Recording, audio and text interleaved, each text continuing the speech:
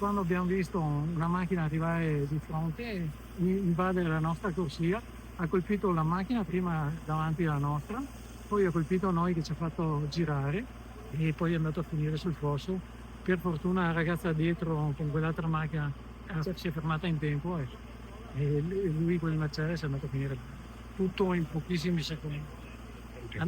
In pochi secondi perché viaggiava molto veloce. E senta liquido, quindi la macchina che ha sorpassato qual era? No, non è nessuna macchina che è invaso la corsia molto velocemente, si è distratto e quel Mercedes no. Quindi il Mercedes dove c'erano 3 persone? No, una sola. Una sola. Un signore che adesso è andato in ospedale.